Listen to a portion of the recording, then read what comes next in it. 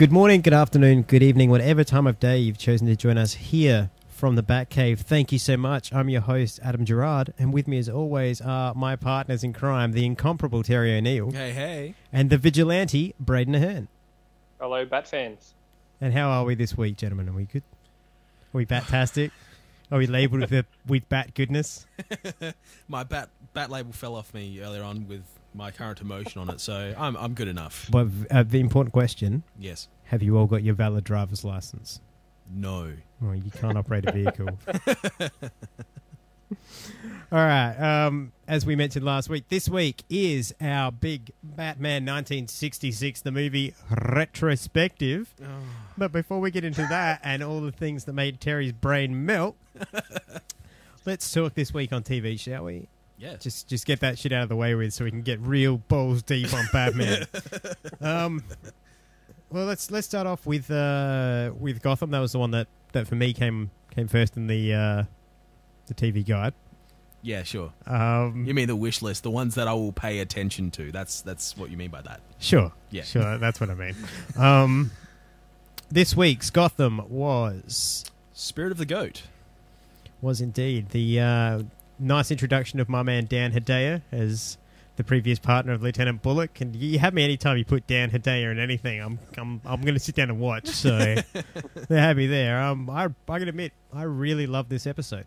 Yeah, yeah. I like the development of Harvey Bullock, where he's both still a prick, but also, like, you see underline that now the gold heart. He's got a bit of a heart, hasn't he? It's kind of nice.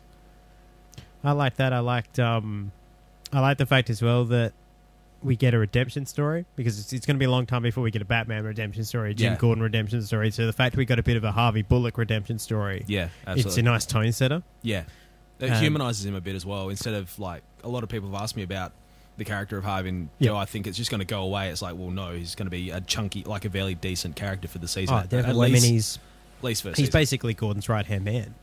When you can see how they can sort of work together in the future. And well, I mean, have that relationship. It seems to me like they're building up the point where they're burning each other's trust, and I think Gordon's going to teach Harvey how to do things clean. Yeah. But also Gordon's going to trust when Harvey's like, I'll find out the answer. It'll be like, I'm not going to ask questions. Just do what you do, Harvey. Just don't ask me how I'll do it. I'll just get you the info. Exactly. Yeah. This week, though, I did notice a very subtle lack of villains. Yeah, there was. And Spirit of the Goat, I kind of thought was a bit fucking retarded. Like, it's a goat. I think they were trying to do the precursor of the Batman things that had the the leather mask with the eye holes and all that. I don't know whether or not that's going to come into play down the line when Bruce is perhaps one day looking at designing a costume or something. Goatman, possible. Goatman 1.0. Crosses that out to begin with. But for me, I guess the reason I think there was a villain who was so third tier was because this one was more about evolving Penguin. Yeah. And pushing Penguin to that point where he's kind of... I don't and Harvey as well. Yeah, that's true. I'd agree with that on that one, Brad. It was more about Harvey than Oswald. Oswald only popped in about 3 or 4 times, and then that one crucial part at the end. But I think it was more about getting him, to use another terminology, over with fans. Yep. Say, look, he is a solid character. He's going to be here for a while. Yeah. Unless I'm completely wrong and he gets killed off next episode. But, I think that's what it's about, like, getting Harvey into, like, the hearts of the fans. Because Jim Gordon, Bruce Wayne, Alfred, we all know these characters. Yeah. So whereas Harvey's sort of like a newish character, well, he is to me. So, and just sort of getting that attachment to the character. Yeah, I guess the other thing this week, we also had the development of Nigma. Yeah. Where you see how he just irritates everybody. Yeah. Did you see the little twig in his eye as well when that girl absolutely lost it at him as well? Yeah. He's like, wow, people actually hate me. And there was like that little snap as well. And they just got the hell out of there. I had a conversation with you a little bit earlier in the week, Terry, where we were talking about the Riddler's evolution. Mm-hmm. And for me, how I feel like he's got to be the one that gets there first. Surely, because Nigma's right on the cusp of just being the Riddler. All he needs is the fucking suit. Well, I think, pretty much. He's already mental. Yeah, I think he actually needs more of a snap as well. Yeah. There'll be something that'll push him, but and he leaves the police force and decides, you know what, I'm going to prove everyone that I'm smarter than everyone. pretty much. Yeah, well, that is his entire MO. Yeah, it is. Or even he continues to work for them and leaks information or something like that. Yeah, maybe. Maybe. I mean, where this whole Penguin storyline is going is going to be interesting because, I mean, for me, the ending that I took away from it, and I'm sure you guys will be able to contradict me or tell me if I'm seeing the wrong slant, but all I could take away from it was this. We're arresting Jim Gordon for killing this dude. Yeah. So we bring him into the station and his partner's there and he's all like, yeah, he's not dead, winkety, winkety, wink. And Jim's all like, dude, will you just shut up? I didn't kill him. He's like, I know you didn't kill him, bro. Winkety. Bro, we're cool. You know, and then when Harvey, then Oswald walks in, he's all like, yo, bitches, I'll be the Penguin. Hello, what's Jim, happening? My old friend. Yeah. And then, but then for me, okay, so Harvey's in a room surrounded by cops and detectives, and then he's suddenly like, you son of a bitch, and like goes at Jim, as though you're not joining the dots of like, wait a minute, he's still alive, and this guy's reacting very poorly to that, like he wanted him dead. Yeah. If only there was somebody who wore a suit who could answer these riddles for us. But at the same time, I think you established it very well in the first couple of episodes of the Batcave. That Gotham is full of dumb shit cops. Okay. I didn't think this. I thought there was only the 1966 Bat Force that was incompetent. I think canon law dictates Gotham equals shit cops. Except for Jim Gordon. Except for Jim Gordon, who still can't work out who Batman is, but that's fine. Oh, we'll get into how amazing Commissioner Gordon is when we get into the 66 Batman, where he shines like the true beacon of humanity that he is. Oh, God. He is the true gem of that police force, really he is. Chief O'Hara's not bad either. Oh, he's gold. But yeah, this... I think I'm getting to the point, I know we're only 6-7 episodes in, but perhaps it is just a little bit of impatience, but I'm getting to the point where I just feel like nothing's happening. We're just treading water. But you have to remember, though, something like Gotham isn't designed for fans of, say, your level, where you know the canon, you know the story. Yeah. You got to remember things like Flash, Arrow, and Gotham are coming out, and we have very much a new generation of fans. Everyone's seen the... Is this a golden age of... No, not at all, because basically I don't want Ben McKenzie to get shot, and then we've got no golden age. I'm sorry. We've had this discussion before. But there's a new generation of fans going, all right, I want like a new thing. Gotham comes out. Oh, that's obviously about Batman. Families are sitting down watching it with tea and going, oh, okay, cool. It's actually a decent storyline. Yep. And like we don't have Instabat. Okay, I don't want Instabat in my Gotham. I like the build up. I enjoyed it. I'm not talking about building up to Batman. I want a villain. I want somebody. Not impatient about this at all. Yeah. If anything, I think they're probably moving a bit too quickly with the likes of Penguin. Right. He's, we all know that he's going to be like a crime boss. Yeah, but the problem is, who else have they got besides Penguin? He's been hiding all this time, and the only real thing he's done is, he's stolen a bit of money and he's worked. Stuck a guy for a sandwich. And then all of a sudden, this episode, he's come out and everybody's going to know he's alive. Yeah. He's got to have something up his sleeve. He's got to have some sort of plan. But here's my question to you. Coming together rather quickly. Here's my question to you, though, on that, Braden. Who like, villain-wise, who else have they got? They can't make Harvey Dent Two-Face yet. Oh, they don't have a Joker. The Catwoman can't be Catwoman. Ivy's 4. 7.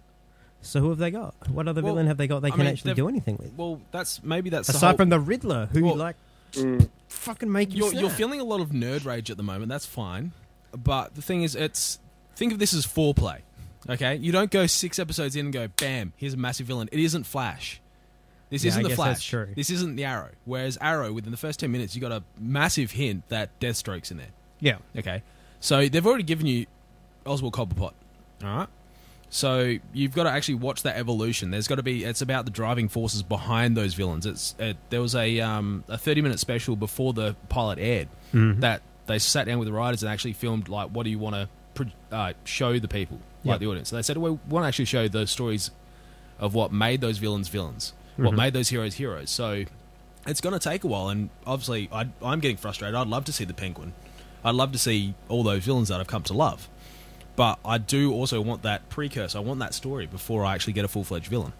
Well, I guess that's fine. I'm hopeful that we get a bit of Zaz action, because Zaz is someone you can introduce right off the bat as insane. He put his first mark on his skin. Yeah, that's in this thing. You got as many seasons as you want to coat him in scars. Yeah. You got to remember that it's an origin story of way more than just one character.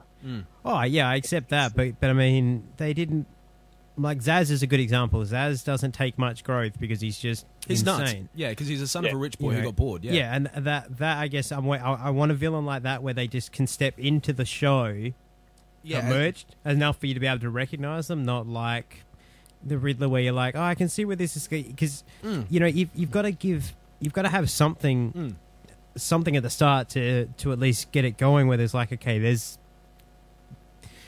If it's just constant evolution for the first season, it's going to be a very boring first season. Yeah. You know what I mean? That's I'm with you on that's that. why I guess Arrow first season worked well because you had two evolutions at once. You had the evolution of this vigilante who was going nuts, but you also had the evolution of Oliver Queen into that. Ah, okay. And so that's what I feel like is missing from Gotham is we have the evolution of Bruce Wayne becoming Batman. We have the evolution of all these villains becoming something else. So what you're saying, you want a stablemate for that first, you want a pillar, a bad yeah, guy pillar I want somebody, even like I would love, like let's say Zaz, even if it's 3-4 episodes, where it was just based around this dude is hardcore, and it takes more than just 45 minutes and Jim Gordon and Harvey Bullock pointing guns at somebody to stop a problem.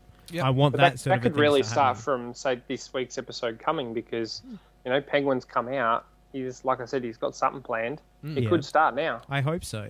I mean, then the next one's called Penguin's Umbrella. Yeah. So that could be almost 45 minutes to an hour just on Penguin and only see Gordon and Bruce a little bit and all that sort of stuff. It could be mainly centered around him, which I would actually enjoy thoroughly. Yeah. Because this weedy little character that I think personally I could snap his neck. But I know where he's going, so I'm a little bit afraid of... And he's got that very subtle psychosis about him as well. Like when he was in there was a scene where he was in the bathtub and his mum came in and started washing him. Yeah. That freaked me out more than it probably should have. Okay, so... they've already built up that really slightly psychotic Penguin for me. And then it's just going to ramp up. And if this new episode is about the Penguin, I'm going to sit my ass down and watch that. Well, from a criminological, psychological standpoint... What they're doing with the Penguin is actually textbook to build a sociopath. Oh, beautiful. He's got an overbearing mother who gives affection and anger in different levels, who has a kind of can be seen as somewhat of a sex object to him, hence the bathing and all of that. He really is textbook for how to build a sociopath. Oh, beautiful. And so he's not a psychopath because he hasn't quite hit that. Well, he's getting close with the killings. He hasn't gone full psychopathic yet, but he's definitely at a higher level of sociopathic tendencies. Oh, and so for me, watching the show on that level, that's where I'm like, that's cool because... They've put research in. Yeah, as just it's meant to be disturbing. The fact that it disturbed you means that it works. Yeah. They have captured exactly what they need to capture. Beautiful. There was something else the other thing that I picked up on in this week, and it's something that I think because I understand, or I try to understand how Bruce's brain works...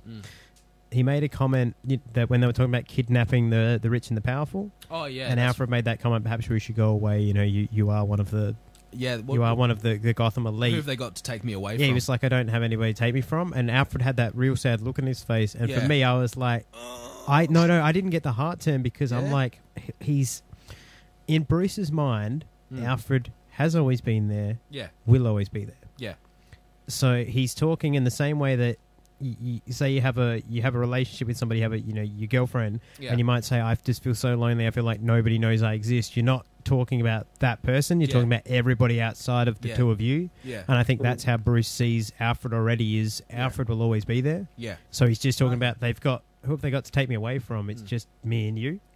And he also knows that, I think Bruce knows Alfred's love for him is the point of, well, if somebody came to take me, they'd have to go through Alfred. Good luck with that. Yeah, have fun. Particularly this Alfred. Yeah. I gotta admit, I'm hoping that with the Alfred Bruce thing, we do lead to the relationship where he starts teaching him the fundamentals of hand-to-hand. Yeah.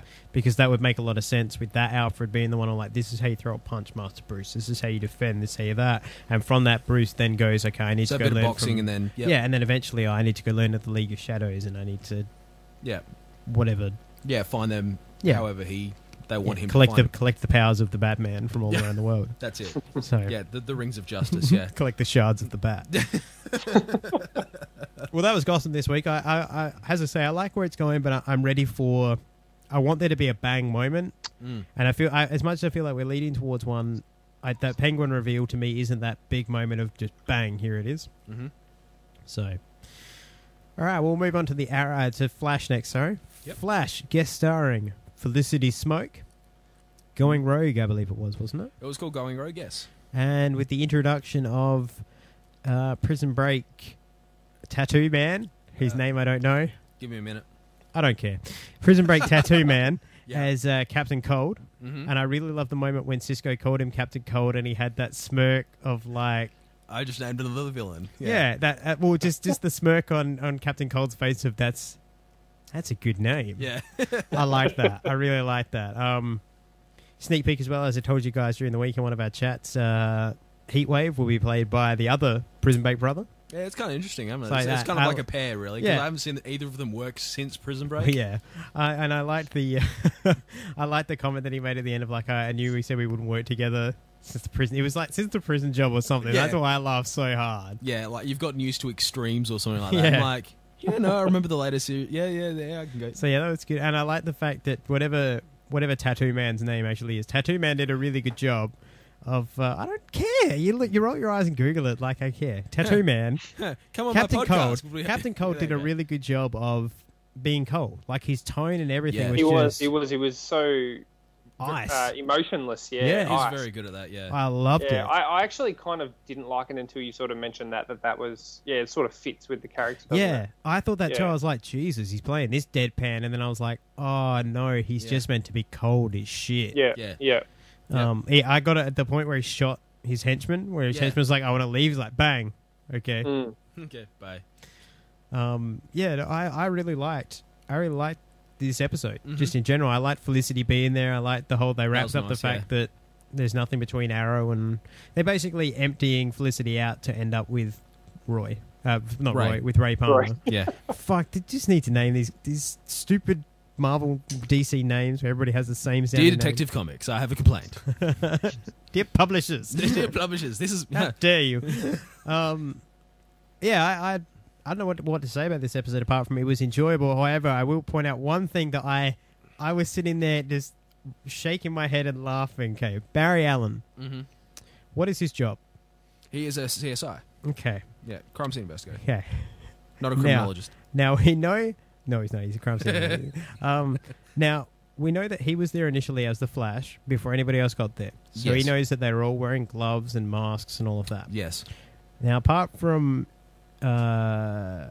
what's the Black Lance's name in this show? I'm terrible with names on this. Oh, shit. What's his dad's name?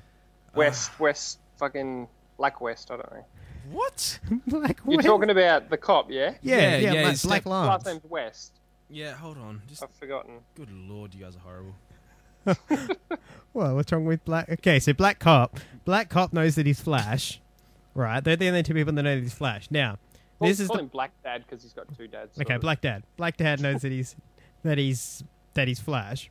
Yeah. Nobody else does. Yes. Now, Barry Allen turns up at this crime scene, looks at the van, and then calmly, with no glove on his hand, slaps the side of it and leans in. And all I could think was just, you've just touched unprocessed evidence with a bare hand in front of your captain. You know what's hilarious? Nobody gives a fuck. Who's the one who processes that van? It's him. I know. It's just great, but I was just like, wow, crime scene 101. Should I touch something? Fuck yeah, it makes a nice noise. Stung.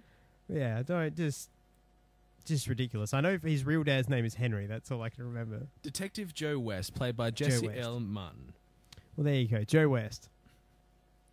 Okay. And then we had a bit more of a glimpse into the fact that Wells knows something more than he should. And got very intense about the gun. Yeah, Cisco making a lethal weapon. Yeah. Yeah. I don't know how to take away from that. Whether I'm meant to take away that he doesn't want any lethal weapons, or the fact that it's a gun that could slow down somebody fast. That was Cisco mentioned. He actually built it as a a countermeasure for Barry, because they actually didn't know what he was going to do. So that's what he actually said. But so obviously Orson. But if Wells is Professor Zoom, he wouldn't want a gun that can make you slow. That's true. That's what I'm getting at. Yeah. So basically, what I'm trying to say is Barry Allen shit at his job. Well, yeah, I suppose. Just terrible at his job. Oh, no. Put on a glove, Barry. Fuck. Put on a glove. That's all I'm saying. if Stephen Amell can research Arrow hard enough to be able to fire bullseye archery shots, then Justin Grant should be studying enough to go, I need to put on latex gloves before I touch shit. Yep. I mean, how many fucking CSIs on what, like season 37? 85. So that's 160 years worth of CSI. He should be now knowledgeable with the fact you put on a glove. Yeah, that's true. You put on a glove and you take off sunglasses before you make an important bad pun. Yeah. And then you wait for the in the background. Yeah, exactly. That's how it works. Only in Miami, though. That's true. Yeah. True New York, you just need to look kind of sour and just talk in a really gruff, low grumble where people just don't know what's going on. That's it. It's my Gary Sinise. I don't know what's going on at this crime scene, but I don't like murderers. That's horrible. CSI New York. Out here to fear. Anyway, that's another podcast. All right. Yeah. Okay, Brayden, you had an Easter egg for this episode of Flash. What was it? Yes, all right. So there was a newspaper article. I can't remember who it was. Someone was reading it, and it was in regards to the diamond that Captain Cold was stealing. Yes. And it was from a country called Kandark. Kandark. Why does that sound familiar? That's where Black Adam is from. That's the country that Black Adam comes from. Interesting. Yeah. Nice. So what, we're going to see a kid Shazam? Or then again, Shazam is a kid. Yeah, Shazam is a kid, but I don't know if we'll see Black Adam's been around since ancient Egypt, but I don't know how you bring him into this because they're going to do a Shazam movie and The Rock is Black Adam. Well, then again, The Rock might be popping up on Flash. No. Pan face. No, not going to happen. No. I'm just waiting for my damn Gorilla Grodd episode. Oh, God. You roll your eyes. It's one of Flash's biggest villains, man. I want me some Gorilla Grodd. Yeah, I want Mirror Man. Yeah? Yeah. The Trickster, I'm pretty sure there was a hint at the Trickster in one of the last episodes I'm pretty sure there was. Because this one going rogue is obviously the start of the formation of the Rogues. The Rogues Gallery. No, the Rogues. What they call the Rogue Gallery? No, it's just the Rogues. To my knowledge, it's just the Rogues. Okay. To my knowledge. Maybe the Rogues Gallery is a Batman thing. It could be, because I know... Because I've heard the Rogues Gallery, but that might have been to do with the actual 66 Batman series. They might have been called the Rogues Gallery. Oh, okay, because I know two characters from the Rogues appear in Assault on Arkham. Captain... I think it's Citizen Boomerang or Captain Boomerang. It's Captain Boomerang. Captain Boomerang, yeah. And the sort of like the female version of Citizen Cold. Oh, Killer Frost. Yeah, that's it. The one that Caitlin becomes. Yeah, that's the one. Yeah, and then obviously there's Harley Quinn's in it, Deadshot, KG Beast. KG Beast. In the animated movie, he makes a 5-minute appearance where he gets his head blown off. Yep. And then Killer Croc and all that sort of stuff. So yeah, so that could be I'm pretty sure it's just the Rogues. Yep. And they're in the Flashpoint Paradox. Nice. Well, that brings us up to this week's Arrow, because the Flash ended with Felicity and Arrow on the train, and they had a kiss, and it was like, well, I got to go because you live in another city and we love other people. Like, yeah. Oh, no, I don't know if that's what I really took away from it. It's like, oh, if you need me, call me and I'll be there in a flash. Ha, ha, ha. And then Felicity said the same thing, but she'll be coming at regular pace because she can't run fast. So I think there is... nerdy humour. Yeah, because, I think there is something there, but I don't think they'll actually follow through with it unless Smoke moved to Central City. Well, they became an Arrow Flash mouth member. Yeah. The one thing I did notice... though it was a very nice subtle hint. Yeah. What happens if Barry runs too fast? Does he just turn to dust? Is how he dies in the Crisis. Yeah. So he runs so fast, he turns to dust. Yeah. He crosses over there in the Speed Force, and all that is left of him in this realm is dust. A pile of dust. Yeah. So that was a very pointed moment, particularly since we know they're leading towards, or I say leading towards that. That newspaper did say it was in 10 years. So. Yeah, so maybe 10 years. I really think the WB has just signed them all since Smallville to 10-year contracts. Yeah, probably. I mean, because I could see, as I was talking to Terry about this a little bit earlier today, Braden, I could see this show actually ending with the Crisis and Barry Allen sacrificing himself. Mm-hmm. And that's how you end but he's sort of the center of the series. Oh, you mean the series ending? Yeah, like that's season 10. That's season 10. That's how the whole show ends. The series completely is the Crisis, and Barry sacrifices himself to stop the Crisis. Oh yeah. I can see that. Yep, I can see that. Yeah, because who was after Barry Allen? Was it Wally West? Yeah, his nephew Wally West. Yeah, so that'd be interesting. And then Barry comes back later. Wally works out how to. Wally is the one who actually works out how to break through the Speed Force. Yep. He enlists the help of Jay Garrett, the original Flash. Yep. And the two of them running together break the Speed Force, and actually, as they're running through they talk about Barry. they talk about they can feel something. Yeah. And as they keep pulling and pulling and pulling, and then they snap back into reality, and they've actually dragged Barry Allen out of the Speed Force. Oh, cool. Yeah. And he ends up back in the prison world again. And so we end up with, I can't remember what. 3 Flashes. Well, technically Jay Garrett's retired as a Flash now. Yeah. But we end up with Barry Allen comes back as, I'm pretty sure he takes over the Flash, and Then Wally Kid West Kid changes Flash. his name. Because Kid Flash, that's like saying Oh. Robin becomes Nightwing. Kid Oh. Flash becomes Flash. Yeah, that's right. But then Wally changes his name yeah. from Flash to something. Okay, that's maybe something for me to look up during the week. Yeah. So, Is that Impulse? yeah, Ooh. I think it might be. Fine. I won't research it for this So there week you then. go. That's fine. So, yeah. 'Cause that's what they called Barry Allen in Smallville. Yeah, and I reckon that's what... oh. I think that's Wally West's thing is Impulse. No, I didn't pay much attention to Smallville after the first 3 seasons. Yeah. Yeah, I don't blame you. Yeah, I got kind of I tired watched of it. through the whole thing. My brother actually used to buy me them for Christmas, and I'd watch them. Yeah. And it was one of those shows where I think once you got committed to it, you got committed to it. And Yeah. You were committed to see Superman. I think I really liked seeing Green Arrow. Even though it wasn't as good a Green Arrow as we get now, I liked the fact that they at least had a superhero in it. Yeah, they had, So that's why I kept watching. I was like, fuck Clark. There's an Yeah. actual superhero here. Sweet. Yeah, that's just it. Speaking of Green Arrow, we'll talk about the actual decent Green Arrow. Stephen Amell, of Mhm. course, as Arrow, the Arrow. What other Arrow? Well, there's the as we discussed last week. There's the black arrow, there's the red arrow, the purple arrow. Yeah. You noticed Nissa had black and red. You said. Yep. Um, That seems so- to be themed. I'm going to ask again this week. Now we've had a little bit more time to ruminate on it. Yeah. What do you think, Braden? Will we ever hear? Will he go by Green Arrow in that show or not? Probably. It evolves every season, so Yeah. quite possible. I can't see why not. I hope they have do. mentioned many times that he uses green arrows where everyone else uses black arrows or whatever. Yeah. So probably. I hope so. I mean, I do like the fact they're slowly evolving his name. And I Yeah. like the fact, was it Malcolm this week said was like, what is it you call yourself now? The Arrow.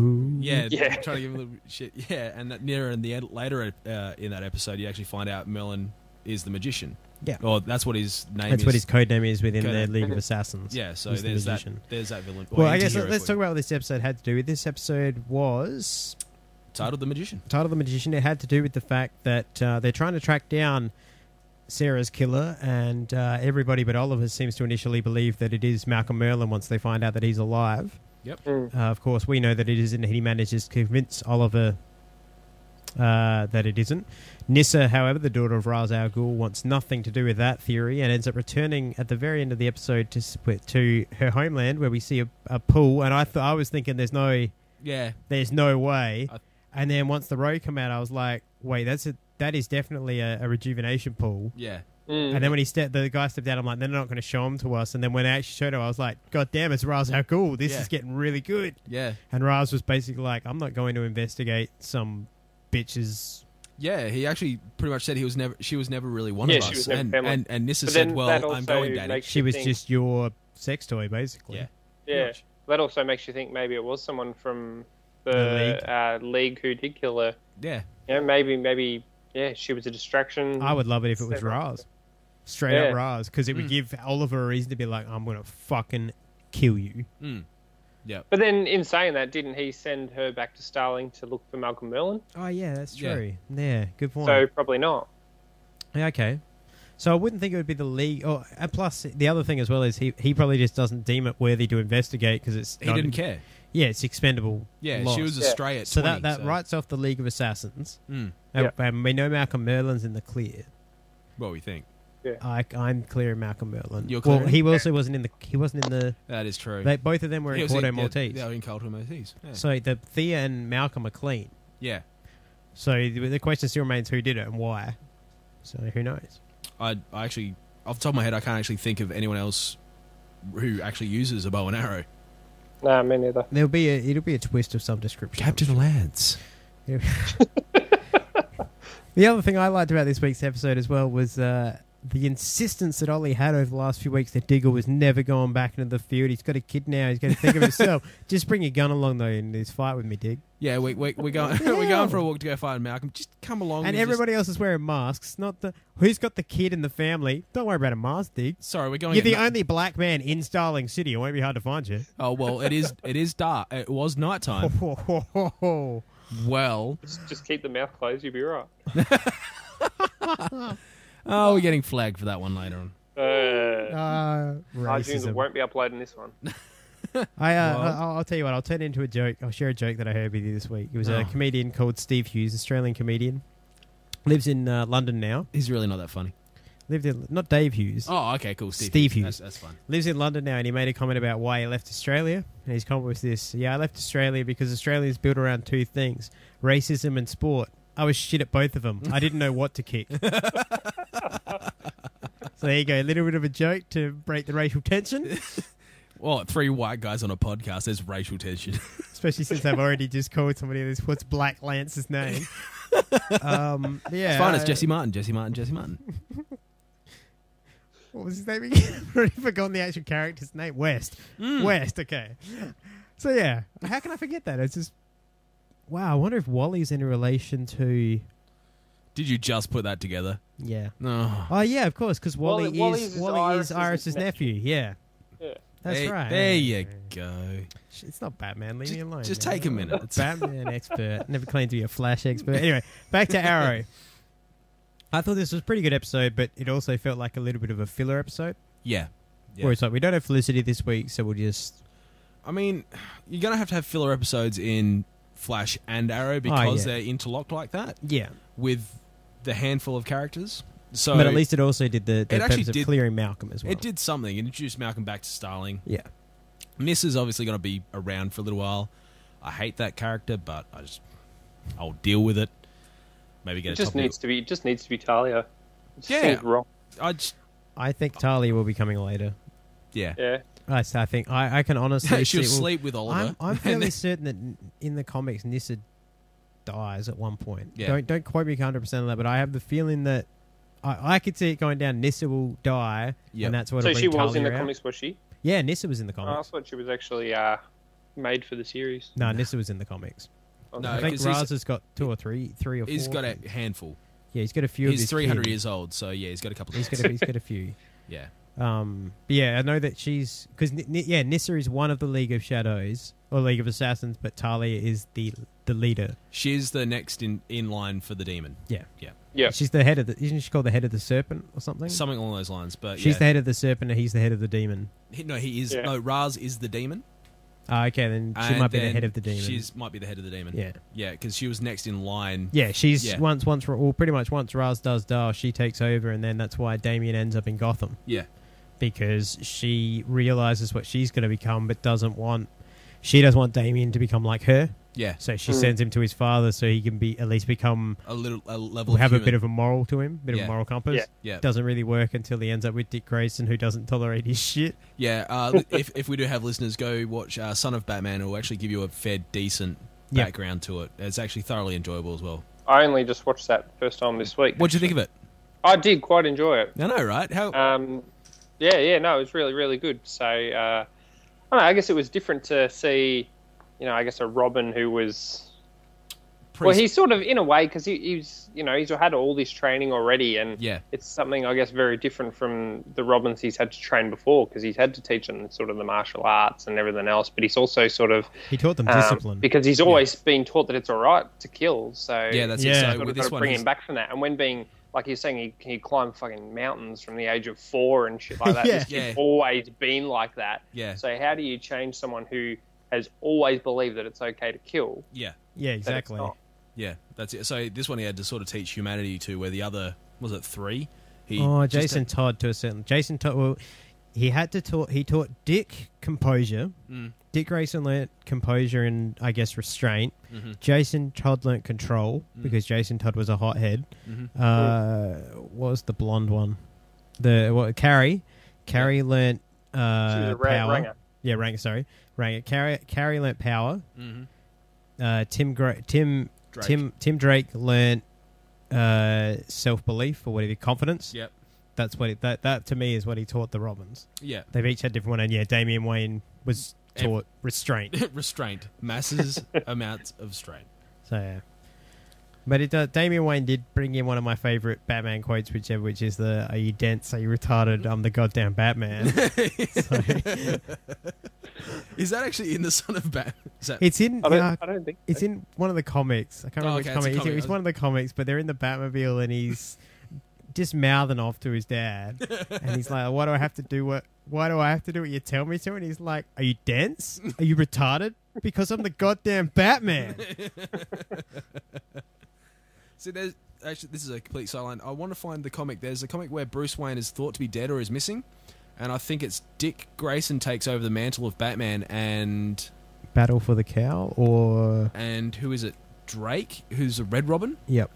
Yeah, they Battle for the Cowl. It's Battle for the Cowl. It starts with the final crisis. Yeah. Ends with Batman's supposed death. It's not actually his death. He's blasted back in time, and then you get I can't remember the name of the comic series was, but you basically get a comic book series where Bruce Wayne is jumping forward through time, fighting his way through time to get back to the present. But as that's happening, the JLA is attempting to get back and stop him because basically Darkseid has lined it up. If Bruce ever gets back to the modern time, the world will explode.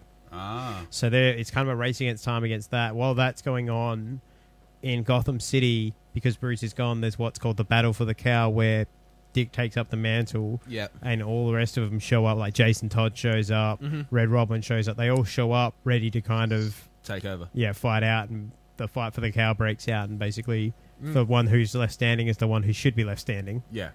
And he does take the cowl and starts teaching Damian. Then when Bruce does come back, he just hands it straight over to him, and Bruce is like, "What are you doing?" And Dick Grayson's like, "I'm not Batman, you're Batman." And Bruce is like, "We're doing things a little differently now." And that's where you get Batman Incorporated, which is part of Batman Worldwide. Yep. And Bruce becomes the overall Batman, who is the fearsome Batman who appears everywhere in the world, whereas Gotham's Batman and Robin are Dick Grayson and Damian. Oh, and Damian. Yeah. Okay, cool. Sorry to sidetrack. That's what happens. But then that all got reset by the new 52 anyway, so... Yeah, that's probably a discussion for another time. I should have my post-it notes here that says stay on point. But that's what brought us back. Well, that was a nice little segue, though. I mean, we went into a bit of Batman there. Yeah. Which I guess, so anything extra you guys want to add about this week's TV? I actually enjoyed it. All 3 episodes I actually thoroughly enjoyed. I didn't feel cheated at all. No. It was all decent content, decent storyline. So yeah, I'm just keen for next week's. Yeah, that I think is the problem, is that they are such good episodes that you do sit there and just give me more. Yeah, it's almost like that scene out of Monty Python where the fat guys had all the food and there's that waiter just going, just a waffle, just only waffle thin, and then you have it and then you explode. So that would probably what would happen to my head if they gave me too much more content. See, I wouldn't mind it if it ended up on Netflix. Like, I'm looking forward to the Marvel stuff that'll come on Netflix because it'll just give us all in one hit. Yeah. But like, here's 12 episodes of Daredevil. Thank you very much. That's my day complete. Yeah. And then you're waiting for the next 12 going, oh, God, why didn't I pace myself? It's too much chocolate. It's just too much. It's too sweet. It's too sweet. I can't write. I'm full of chocolate. All right. Well, should we move on to our main event of the evening? Oh, can I vacate the room?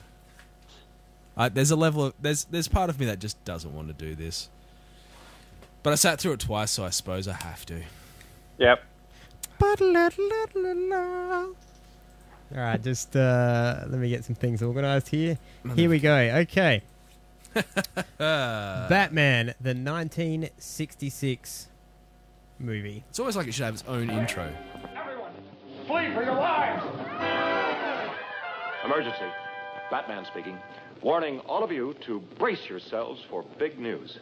The biggest. Tell them, Robin. Holy superlatives, Batman. It's really exciting. Soon, very soon, Batman and I will be catapulting right out of your TV sets and onto your theater screens. That's right, Robin. Our first full-length motion picture feature in color opens a whole new world of thrills.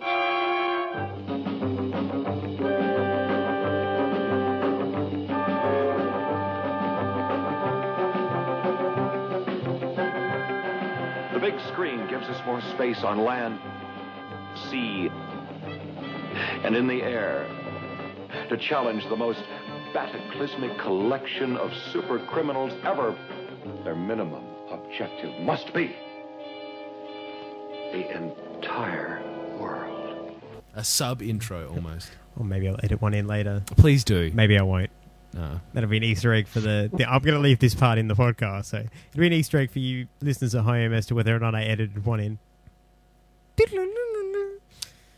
Okay, Batman, the 1966 movie, which kicks off with an amazing display telling us that we're in colour as people run along a wall and coloured lights follow them. Stop right there. At the 1 minute 51 mark, you can see a set light on the bottom right-hand corner.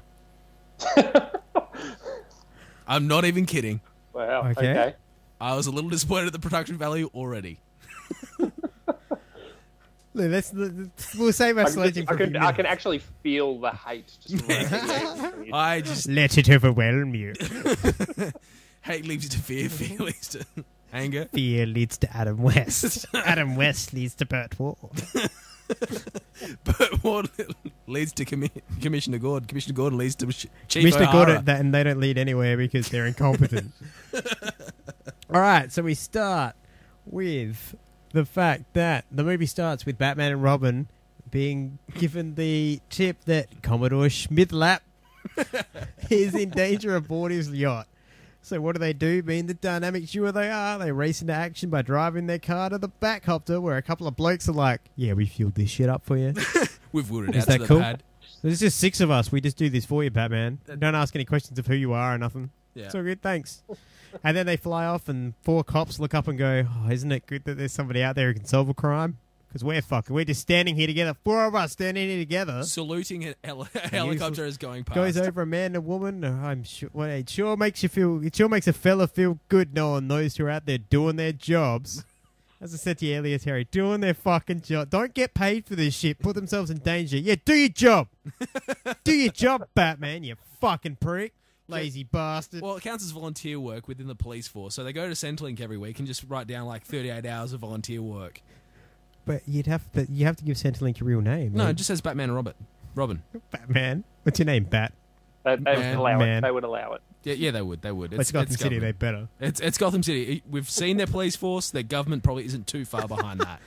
All right. So anyway, they fly their Batcopter off across the ocean to find the yacht, and they're like, "Yeah, here it is." And they start to lower. They lower the bat ladder, which is clearly labelled, which is fantastic. Well, safety first. You got to know what bat ladder you're lowering. So down he goes. But no yacht. It's only a bloody mirage, isn't it? Only an optical illusion. What happens to Batman? Shark. Exploding shark. Well, we didn't get to the exploding part yet.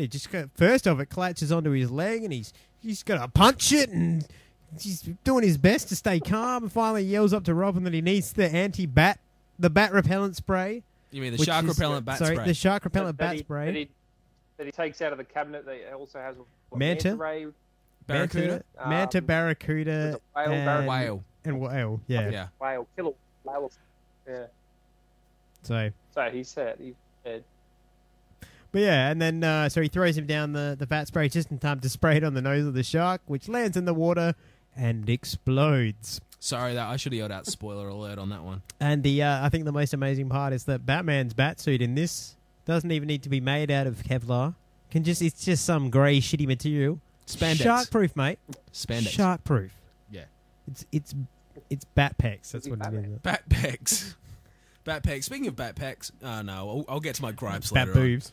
Bat boobs. Moobs. Bat moobs. All right, well, we can get in that a sec. We'll just get through the initial intro, then we can start talking about this. So hang on. All right, so they head back into Commissioner Gordon's office. We're all standing around, and Commissioner Gordon's, oh, Batman, thank God that shark didn't kill you, because we'd be fucked. Chief O'Hara's there all like, oh, big gordy Batman. We would be. We'd be fucked. and so they find out that the tip-off was a load of crap set up by United Underworld. Fantastic name for a group of villains. I'm loving their symbol, actually. Quite. Yeah. Did you see the artwork? And there was more time in that artwork than there was in the whole show. But I digress. Well, somebody had to get paid for something. Yeah. And so there we go. We work out based on Batman's amazing deductive reasoning that we have 4 villains in Gotham. And can you please find the quote to actually yes, I'm going to bring describe. up the quote. It could hang on. Ladies and gentlemen, the following is a Gabbana reproduction. It could be any one of them. But which one? Which ones? Pretty fishy what happened to me on that ladder. You mean where where there's a fish, there could be a penguin? But wait, it happened at sea. Sea for Catwoman. Yet an exploding shark was pulling my leg. The Joker. All adds up to a sinister riddle. Riddler. A thought strikes me, so dreadful I scarcely dare give it an utterance. The four of them, their forces combined. Holy nightmare! And scene. Just amazing deduction. I don't know why more crimes don't get solved. I think this should be Sapol's general rule of thumb. Just amazing. Riddle. R. Riddler. So I think from now on, like, if I do become a police officer, this is the deductive reasoning that I'll just leap to whatever result I want and then fill in the gaps. Oh, there's no Occam's razor here. It's just plain and simple. C is for Catwoman. Oh my god. All right, so that leads us to the fact that now we know there's 4 villains in Gotham and shit is gonna get real. Yeah. Especially when the villains get themselves... Let's go get themselves a dehydrating gun. You can just dehydrate people into powder. No fucking worries. But what do we learn? No, keep going. Oh, no, that's the spoilers. Okay, sorry. So basically you can turn people into dust. So, just do it to Schmitty. Put Schmitty in a bit of, turn him into dust, then put him in their lair and rehydrate him and keep him held captive. And he's got no idea because they've just got a dude outside making sea noises and blowing shit up outside the window, so he thinks he's on a boat because he's a dumbass.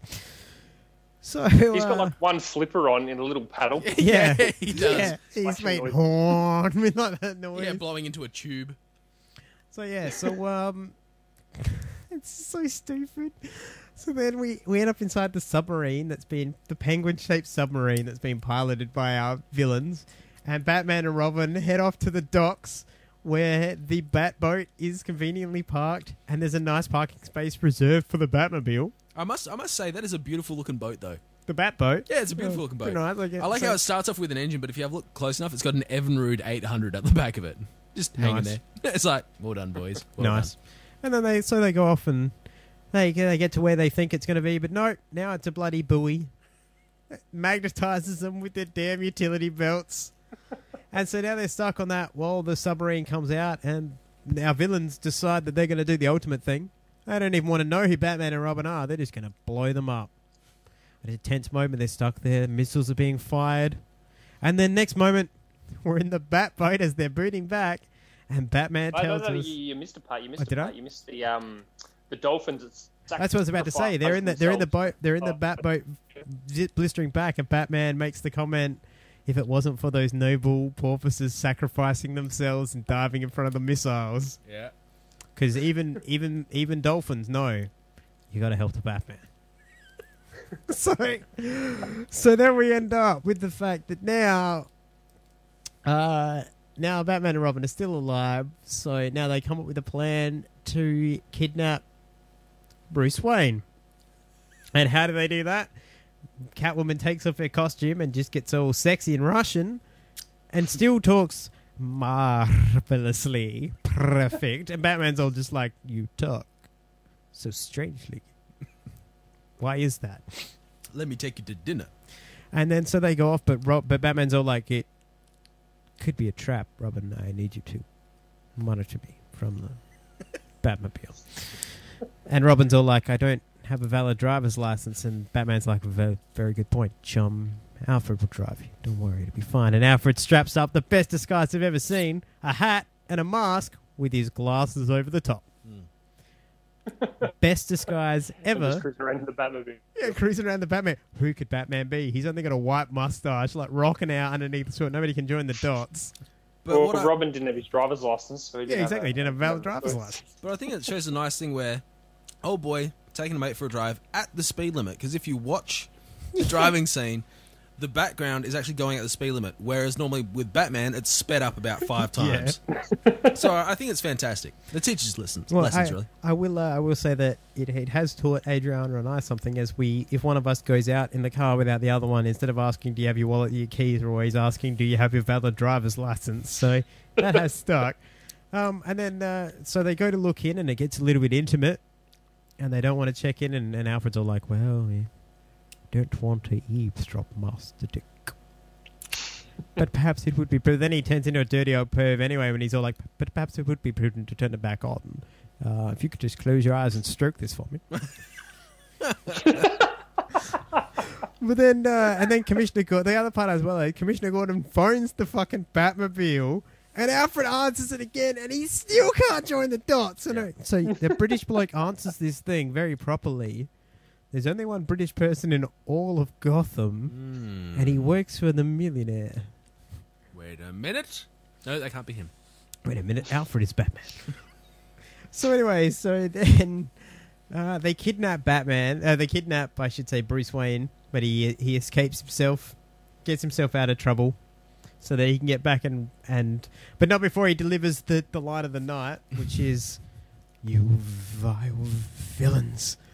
What have you done with Kitka?" Intense Adam West. Once we get to the end of this and I get into the review of how amazing Adam West was, well, we go on places. All right. So anyway, so the next plan that they have is the Penguin disguises himself as Admiral Schmidlap and brings some of his dehydrated buddies with him and turns up around the Batmobile, and Batman and Robin are like, "Isn't that the Penguin?" "Yeah." "Should we tell him?" "Nah." "Hey, dude, do you want to get in the car?" "Wouldn't mind if I do." "Yeah, just get in. Schmitty, get in. Should we take him to the Batcave?" "Yes." "What are you, a retard, Robin? Fucking idiot, get in." Well, he's not going to know what anything does. It's not like we labelled everything in there. Shit. So if they go to the Batcave, and then the Penguin wakes up, and they're all like, "What are you doing awake, Commodore Schmidlap?" Or should I say, Penguin? And he's all like, "You got me, see?" He goes to rehydrate his comrades, but he's not paying attention when he's doing it, and he turns it from soft water to hard. You can't rehydrate people with hard water. No, they explode. And they turn to dust when you hit them. They just go, boop, boop. And you're just like, "Oh, okay." I love how neatly the piles are as well. It's really convenient. The piles are amazing. It's so Alfred can vacuum them up easily later. It's funny when they're sweeping them up to begin with. They dropped a heap of it on the ground. Oh yeah, I love that too when they're sweeping them off the seats later, and it's like, why wouldn't you use a vacuum, you dumbasses? Like, fuck's sake, they were invented at this point. So anyway, so now the dynamic duo realise that the plan is to dehydrate the United World Organization. There you go. And they don't get there in time, so then they have to now chase down the boat that has the dehydrated people and Kitka and Schmidlap and everything else. Mm-hmm. And we end up on the boat now, where they have the big fight on the deck of the bloody submarine, where dudes are swinging in and punching each other and they are pirates after all. Falling in. I forgot to mention one thing. When they go to get all the world leaders, the Joker wears a mask. Yeah. Fantastic. It's stuff like that I love, where it's like, what's his white skin? Who could it be? I don't know. He's wearing a mask. Who are these 4 vile people? And so anyway, so they go to the submarine, they save it, and that's where Batman, the penny finally drops. There is no Kitka. Kitka was Catwoman. And so then he's so even though they managed to save the day, Batman's all upset because another bitch has betrayed him. Batman don't handle that sort of shit well.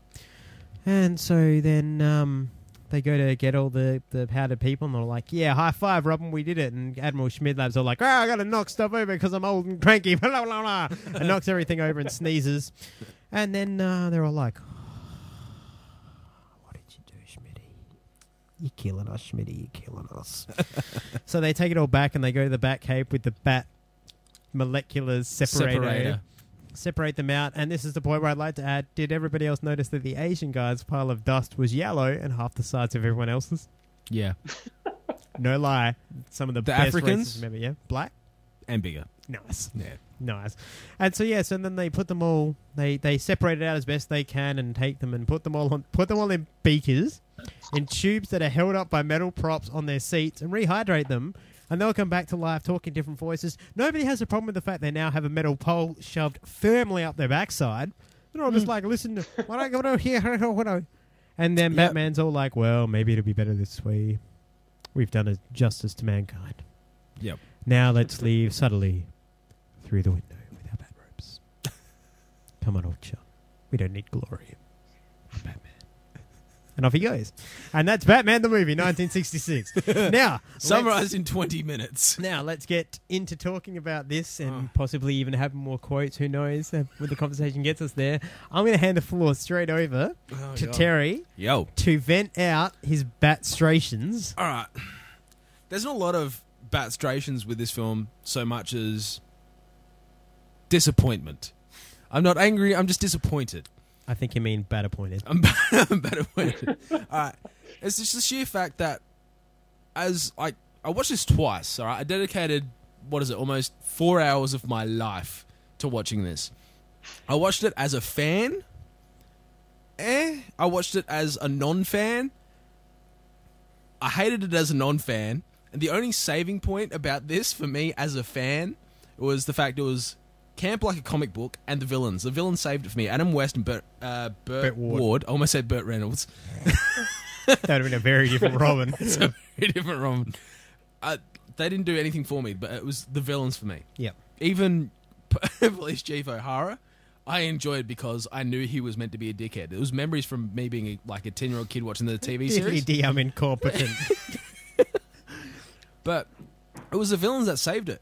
It wasn't Adam West. It wasn't Burt Ward. So, but that's the thing. This is just a sitcom starring Batman. Yeah, basically. Plain and simple. And the things I love about this film, just to interject and throw a bit of fun, a bit of light. Yeah. I like the fact that it's clearly 1966, so Batman's GPS takes up the entire boot of his car. Yeah. Fantastic. What else did I notice that was amazing? The fact that he could buy an pre-nuclear sub off of the Navy with just a name at price. With just a name, not even a thing. Oh no, he had a PO box. A fake name. Yeah, that's right. P.N. Gwyn. P.N. Gwyn. Yeah, that's it. The Penguin. With the PO box, that was nice. What else did I? I liked I still love. Nothing will ever defeat the fact that Batman is trying to get rid of a bomb and he runs into a bunch of nuns, a brass band. A pile of ducks. Brass band a couple of times. Yeah, it was the same band twice. Brass band, the couple the ducks in the boat. And the couples in the boat making out before he can finally get rid of the bomb. At the last minute, once again, it's another one of the two. I didn't think it would get rid of that bomb. I didn't think so either, chum. Maybe that's where Nolan got the inspiration for The End of Rises. The bomb scene in this was better. It would have been great. The End of Rises, like, some days you just can't get rid of a bomb. Tries to run it out to sea and it's like, oh no, there's refugees. Oh no, there's a dolphin. What am I going to do? But legitimately, there's nothing about this movie that really appealed to me on any level whatsoever. Come on. Nah. For me, the standout was Frank Gorshin, the Riddler. The Riddler, yeah. Because he was brilliant. But that's about it. That's it for me. It's basically a giant flaccid penis on my TV screen. I just love... Just hanging there. I just love the fact that everything about this... Batman is so serious, while everything around him is so insane. But when you look at it from the standpoint of the fact that this dude who is so serious has skinny arms, a gut, like fucking pencil chicken legs, and he's just swanning around, I'm just like, Commissioner, ladies, I'm Batman. You know what's really funny? Him and Robin can actually run at the pace of a standard New York It'd be quicker if we run. Thankfully, we're in great shape, Robin. We can just run. It'll be quicker. Cut to a scene of those two idiots running down in front of a green screen while there's cabs. Back projection. Which is clearly New York. They're outrunning cabs, cars. It's great. It's brilliant, man. Like, what the hell? How can you hate this movie? I hate it. I hate it so much it makes me cry. I'm going to cry in a minute. And the riddles that they like, what are these riddles? What goes up white and comes down white and yellow? An egg. Where does that even relate to? Oh, that's right. What's the other one? How do you divide 17 apples between 16 people? Make applesauce. Apples into applesauce. Unification into one smooth mixture. An egg, nature's perfect container. The container of all our hopes for the future. And because that's how they work out that it's at the United World thing, because they're like, all of our hopes of the future, that can only mean that's right, Rob, the United World. No, I don't know how you can hate on this. How you can hate on this movie? There's just nothing about it I enjoy. It's just filled with crap. Ridiculous. It is basically a toilet bowl of a TV. But, okay, look at. As I said to you, look at 1966. They put a lot of money into this. They built a boat and a helicopter specifically for this. No, they didn't. Do you know that? That is the same sort of helicopter that you see on the opening scene of MASH. You know what they did? They made fiberglass wings for it and then painted it black and. But that helicopter since then has been taken around. It's used every year in different places around America. Yeah, it is. It was made. It was specifically tailored, and it's kept like that. Yeah, and then the boat had a wing put on it, and I did like the flame down the side of it as well. Okay. That was fantastic. You say that like nowadays, yeah, we can make those things easily. This was 1966, where it was literally bring up a picture of the boat. The only thing they changed or made for the boat is a wing. It had a center thing with a red light in the middle of it too. That's just like the Batmobile. Don't fucking shit on 1966 Batman. Okay. The boat had a wing and a red spinning light. The helicopter had 2 fiberglass wings that come out to make it look and like... a bat ladder, you selfish prick. It had a does the MASH one have a bat ladder? No. Does it have anti-mantis spray? No. No, radar wasn't. They weren't like radar. Can I have the anti-barracuda spray? You read my mind, radar. Well, what would they do with barracuda spray in the middle of Vietnam? We're not comparing MASH to 1966 Batman. Look, we're not, man. All I'm saying is, just give Adam West a bit of credit. Now, let's also the other point I want to make is this is 1966, where if you'd have put a dark Batman on TV, people would have freaked the fuck out. The Bradys couldn't even have a fucking toilet, and there were 90 of them in one house. They wouldn't let them have a toilet, and you expect them to have Batman run around and be like, "I'm gonna curb stomp you, Riddler."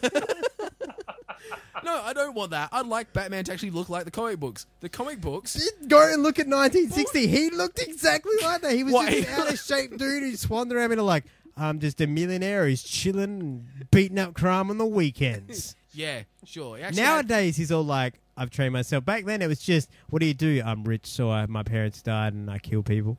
He killed a dude in the first comic, man. He threw a dude off a roof. I know. And he looked like Adam West. So you're saying Adam West is actually what Bruce Wayne is based on? It's not the other way around. I'm saying that in 1960s comics, they didn't draw them to be as muscle-bound as they look now. He looked like Adam West. Nowadays, you have to have Christian Bale because they draw him looking like fucking Chris Hemsworth. You have to have Christian Bale because they draw him like Chris Hemsworth. In terms of muscle mass. Oh, okay. It was a multi-layered reference. So you're referencing a DC comic with a Marvel actor? Yeah. Well, I don't think I think he's allowed to make other films besides Marvel. Heretic. That's how I think. I'm not sure of his contract, but I'm pretty sure they're allowed to make other movies. Not with DC. He's probably not. You say that, but I'm pretty sure that.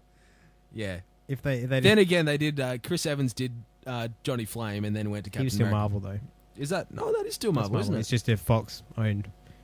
But speaking of Fox, they own this film, no doubt. And back to this, because you're not getting me off topic. Batman 66, son of a bitch. So now, fantastic. Fox has fucked up another Batman. I want to talk some things. I want to talk Cesar Romero's amazing mustache just painted white.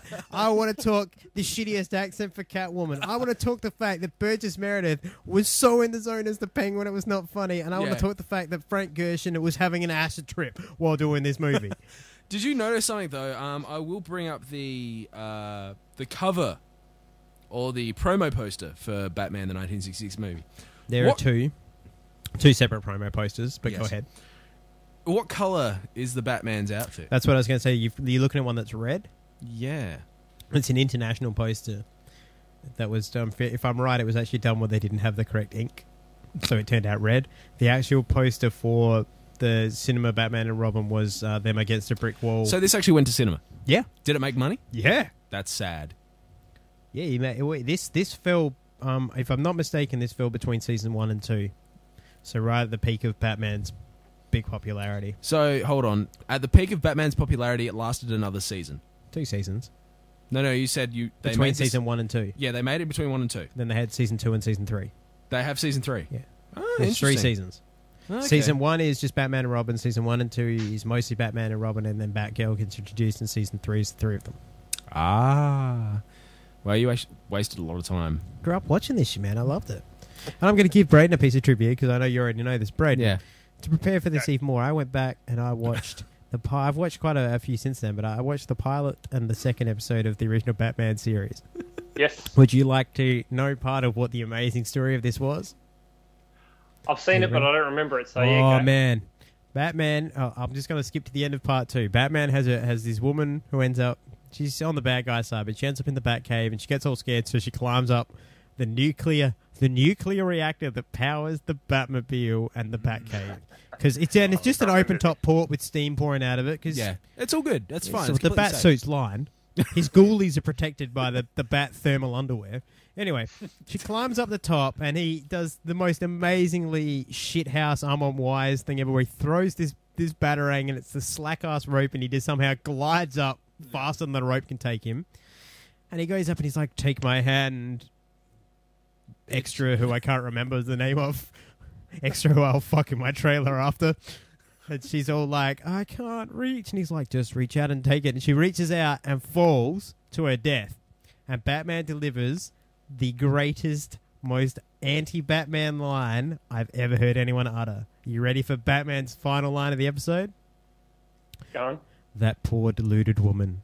If only she'd let me save her." And this is why I hate 66 He's Batman. the best. It's like stupid bitches fall to their death. Still listen to me. I'm Batman. I'm the goddamn Batman. But yeah, I agree with you. This is not strong Batman, but if you are seriously gonna look me in the face and say this Batman is worse than Clooney, I will punch you. I will punch you in the ghouls. Really? Because looking at the size difference here, I don't care. Supposed to be I hate them both. If I had this one is way better on a comedic level. On a Well, comedic, this one's meant to be funny. oh, is it? Yeah, this one. But This is a comedy. Clooney. Well, you would think Clooney's supposed to be I didn't even find it funny. Clooney or this one. Both. I hate it. I dislike. This one was funny. It was great. It was hilarious. Yeah, come on. This one Nah. is funny as hell. Nah. There's dudes sneezing over things. They've got... How was I supposed to know that they would have an anti-blocking... Like, they've got the sonar blocker on the damn submarine, but Batman has an anti-blocking sonar so that he can see them. Everything is labelled so perfectly clearly. Yeah. In the Batcave that no one else should really be Exactly. seeing. Yeah, that's true. Where only he and Robin need it. Like, just... It's amazing. What are you talking about? Even the fucking drinking fountains label. The Bat Fountain.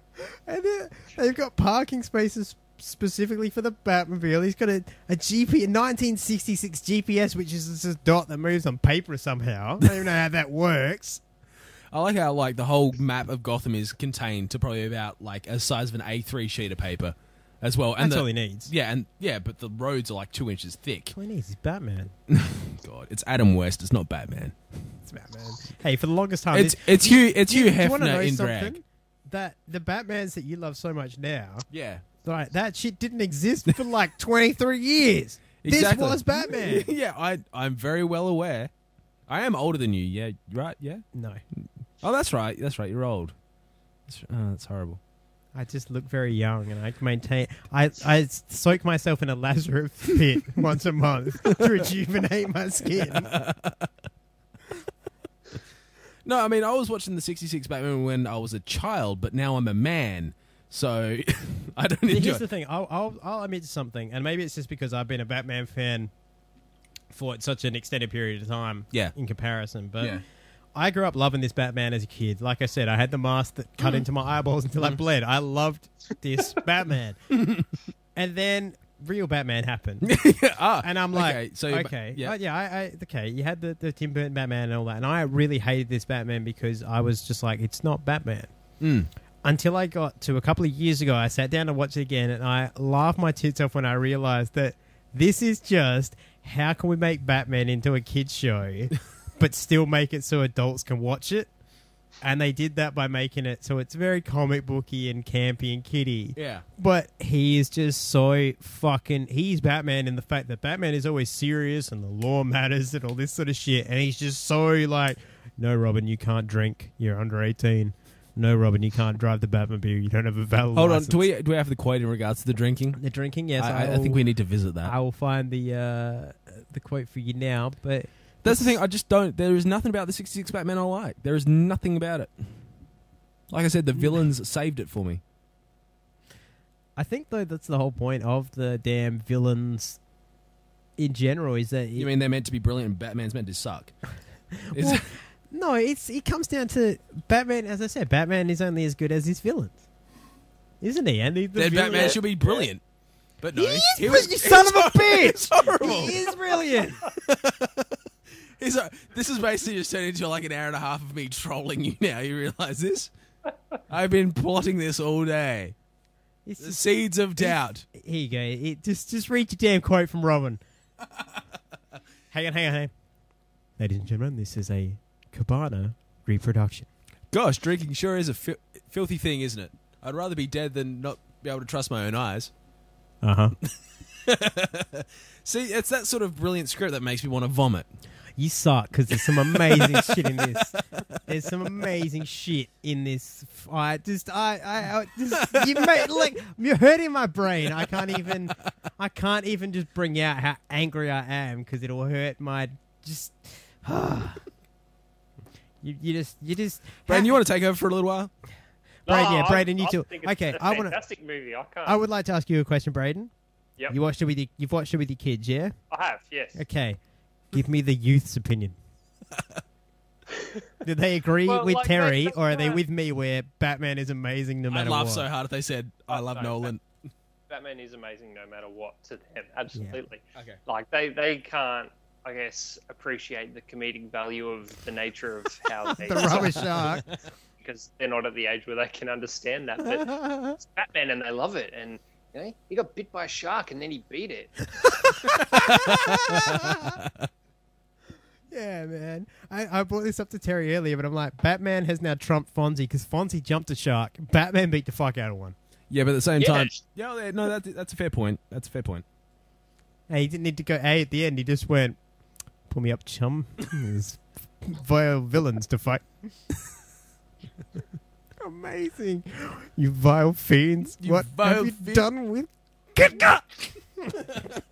I love this movie. I don't know how you can hate this movie. I hate it. This movie is like, it's like, I don't know how to describe it apart from, if you could imagine if Winnie the Pooh came to life and was like 8 foot tall and came up and cuddled you, how warm it would be. You'd be like, oh, it's so warm and cozy, Winnie. You smell like honey. That's what this movie is. It's a hug from Winnie the Pooh and you're shitting on it. Look, if an 8 foot tall Winnie the Pooh came up towards me and wanted to hug me, I'd be scared shitless, because an 8 foot band never equals good things. All right.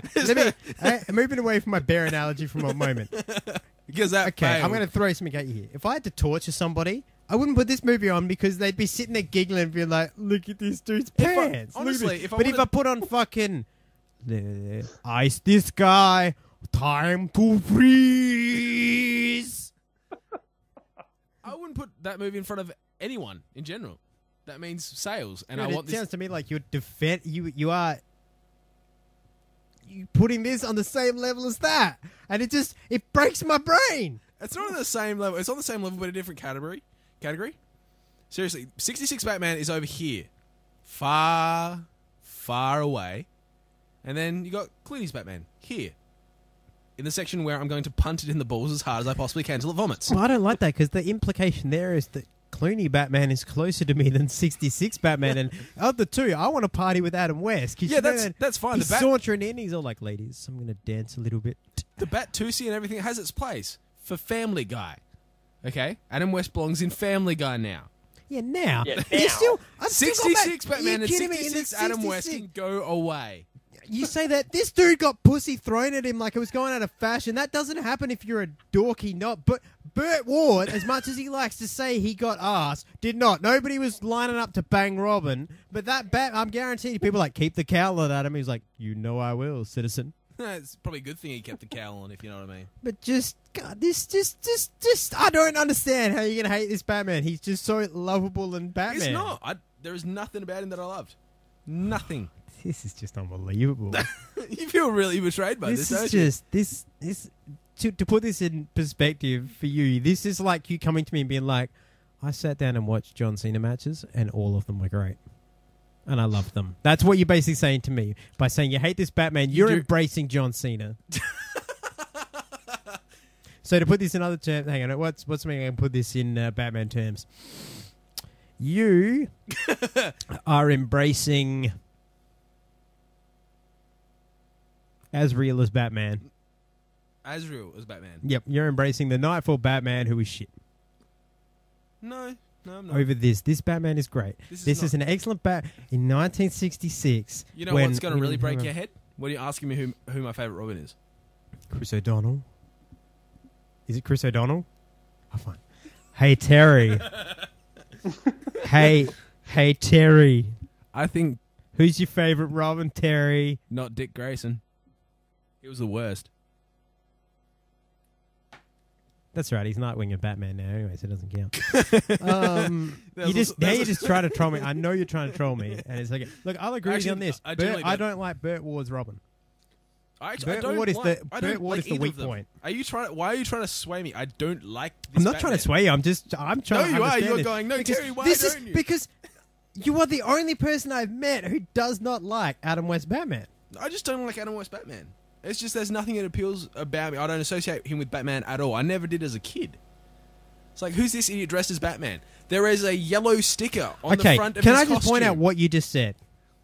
That's all Batman. Who's this idiot dressed as Batman? Is all fucking... It's a dickhead who's... I'm so psychologically broken, I'm going to put on a suit and run around and punch people. That's dumb on any level. What's dumb about this whole situation is there's actually a universe where we as fans and these people of Gotham take this guy seriously. That is the most fucked up thing about this. We're having an argument about this where it lives in a world where people are like, look, this guy's sauntering. What's that? That's what's great about it as well. Yeah. In my Batman universe, Adam West would have been punted somewhere else. He might even be the mayor at this point in time, but he has no business being Bruce Wayne. And the only other thing... Oh, no, Bruce Wayne, yes. Batman, no. The only other thing I will do to throw the other alternative in the works. Yeah. If you look up Superman at the time, George Reeves' Superman... Didn't he... Is he the one who killed himself? Yeah. Yeah. He was like the same body shape and size. That's my point, is that you're looking at it now through a lens of what Batman should look like. No. But back then, that is what... If you looked at the cartoons, he was very square. He wasn't muscle-bound. He was that shape that... There's nothing square about Adam West. Who's from the front? If you look at him from the front, his head is... He looks like a 2x4. What shape is a 2x4? It's not fucking round. Well, he's pushing the boundaries of square. He's a bit jelly in the front, isn't he? I didn't talk to the front. I'm talking the overall outline shape, not the side profile. No, the whole thing about him is this flabby, gutted... If Hey. You turn around and go, describe Batman, not Chris Nolan's, not Tim Burton's, none of that. Describe Batman. He's a superhero. You think Greek god build, okay? Nobody in the 60s had that. Even pro wrestlers in the 60s weren't built like that. Nobody looked like that until Arnold Schwarzenegger. Nah, wait a second. Batman in the 60s comics looked like that. Okay, I'm going to have a look now. You do that. You talk to Braden's been like silent for the last 10 minutes, man. I'm loving this shit out. Look, man, the other thing that you need to consider here is... It's dead to me, Adam. I'll go you one further now. You know what? Don't make me go back and watch 1933 serial Batman where he took on Hitler and made jokes about slimy-eyed Asians. Okay? With a Batman with a batsuit that didn't even fucking fit. At least this batsuit fit, you son of a bitch. At least this thing was tailored. You're coming in here and giving me shit when there was a Batman running around in wartime who was thinner than me, who didn't even know what a fucking carb was.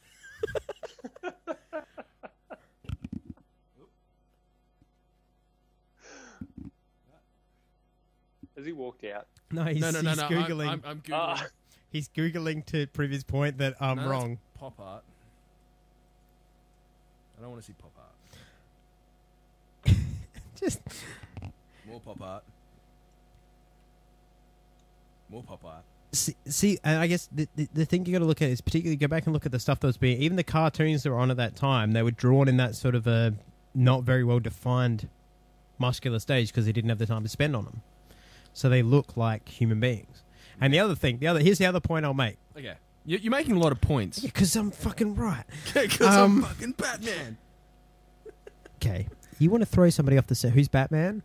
Would you reckon it's the fat, out of shape billionaire? No. It can't be the fat, out of shape. Does Batman have a gut? No.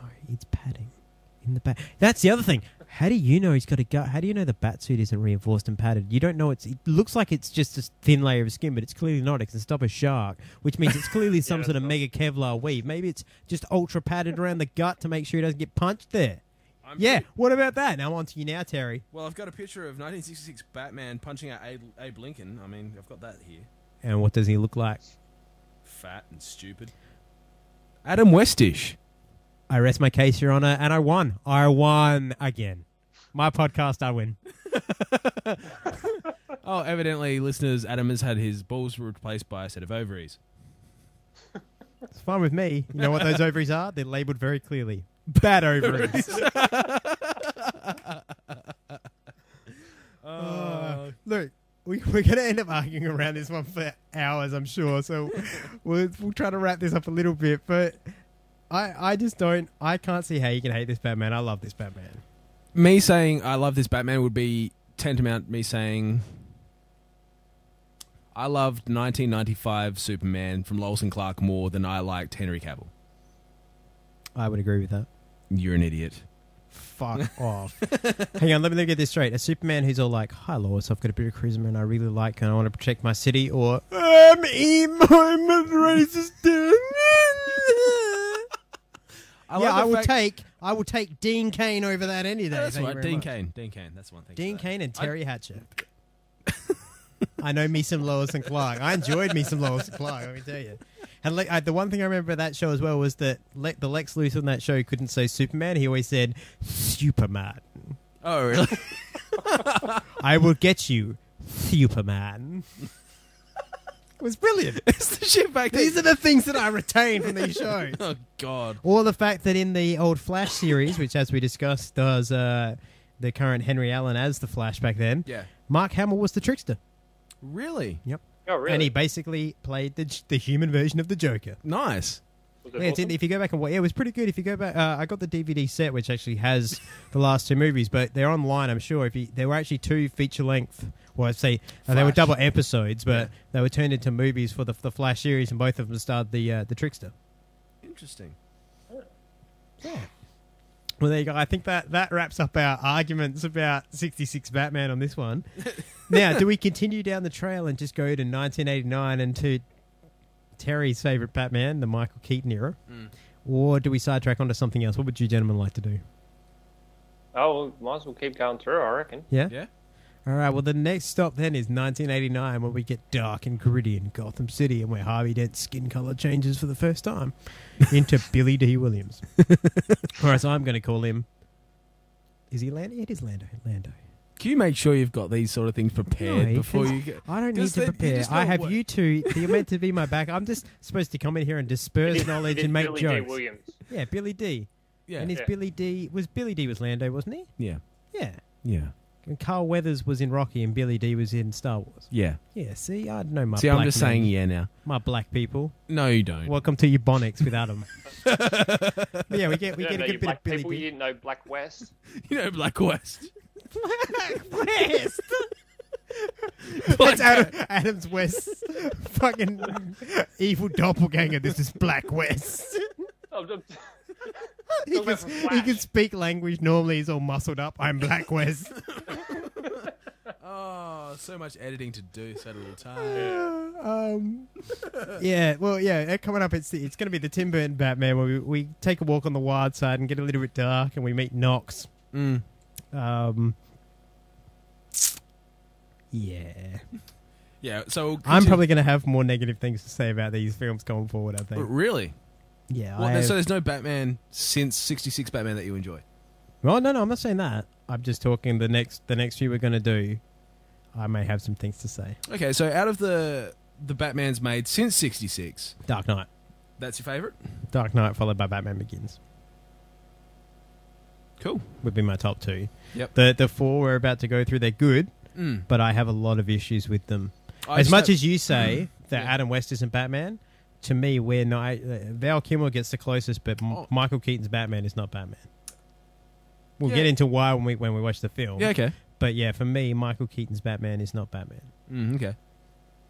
For one, it happens in Batman Returns, but there's one very simple thing he does that this is the moment when I go, you are no longer Batman. Oh, really? So we're saying that for next podcast, but you'll tell me. Be the one after. Be the one after this. But yeah, I'll tell you off air. Yeah, I'll tell you off air so you can prepare your arguments for the next time. So you don't come in here. I may watch. So don't come in here unprepared and go 1966 Batman didn't look like that and look like a fool when I'm proved right again. Actually, no, it was all pop art that I found, so it's all. Doesn't matter. I'm right. Just trust me. You turn to me with every other piece of historical trivia. Then on this one, you're like, that can't be true. I refuse to believe. You liar. Hey, I've got Batman shirts I'm yet to fill out because I've got to get massive, all right? So, fuck you. I have plans. So, well, to make sure I've got this right, you bought 4XLs because you're like, well, fuck it. I want to look like Adam West. I'm just saying. With a massive jelly gut, stick arms. Commissioner. Commissioner. Go out to girlfriend. Sup, ladies? Want to dance? Get the out of my house. Citizen. Well, until, I guess that wraps it up for us here tonight, yeah? Yeah, pretty much. I'm going to... Yeah, happy with that, Brayden? Got anything else you'd like to add here tonight? You've been pretty quiet tonight, so is there anything you'd like to add in? You seem to really have taken a back seat and just enjoyed listening to me yelling at Terry, I think. I just hope we get many more people who listen to it and enjoy it, because it was fantastic. I hope so, and as always, I guess I didn't mention this last week. We do upload things on Facebook to begin with first. At the moment, we are having some problems with iTunes getting things going. As soon as that's fixed, we'll let you know. I do appreciate you guys just going to the link that we provide and listening to it. Please feel free to comment on those and give us your feedback and let us know, because how else can we make sure that Terry gets better? Unless you tell him what he's doing wrong. Unless you tell him how much of a fucking idiot he is for hating Adam West. How will we ever know? Because he's not listening to me, folks. He's not listening to me. Oh, Jesus. Well, until next time, as I say, feel free to send us anything you like on Facebook. We'd love to hear back from our fans. General, I noticed Braden's been going quite crazy posting things on there, which is great. Yep. Yes. That's the easiest way to get in contact, is just send us a message or even post stuff on our wall if you want to have some forum threads and leave us feedback. That'd be great. Until next time when we talk gritty 1989. I feel like our outro on this should be until next time. What is it? Same bat time, same bat channel. Same bat time, same bat channel. Yeah, on behalf of myself, Adam Gerard, the incomparable Terry O'Neill. Goodbye. And the vigilante Braden Ahern. See ya. We'll see you next time when we discuss Batman 89. Some days, you just can't get rid of a bomb. See you next time.